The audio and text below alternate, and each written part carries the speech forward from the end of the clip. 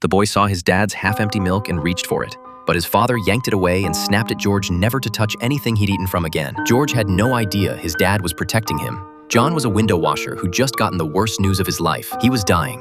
Less than 3 months left, but his son was only 3. John couldn't tell him something like that, so he acted like everything was fine and kept taking care of George. Time was running out. The most important thing now was finding George a family. They checked out this fancy house. The couple seemed nice and pretty well off. John liked what he saw. George would have a good life here, but the husband said they already had kids. Sure, he'd treat George like family, but that made John nervous. He couldn't gamble with his son's future. Walking across the bridge, he asked George, "How'd you feel about living with a different family?" George didn't even think about it. "I want to stay with Dad." John went quiet. Next day, John took George to the park for ice cream, trying to pack in as many good times as possible. But seeing other dads who'd get to watch their kids grow up just ate him alive. Then George found a dead bug under a tree. He asked John why it wouldn't move. John tried to explain that everything dies eventually. When something's spirit leaves, the body rots away until there's nothing left. George still didn't get it. The community found another option, a single mom named Fanny, who couldn't have kids. Her biggest wish was adopting a child. Meeting John felt like a miracle. You could see the hope in her eyes, but John worried how George would handle it. The kid had never been around anyone else. Still, this might be his only shot. Back home, he put together a time capsule for George to open at 18. God, how he wished he could stick around to see George graduate, get married, have kids. But those were just pipe dreams now. George must have sensed something, because he tossed and turned all night. Next morning, John walked around the block, wrestling with what he had to do. Finally, he took George to Fanny's, forced himself to smile through the goodbye, and left his heart behind. He didn't have a choice anymore.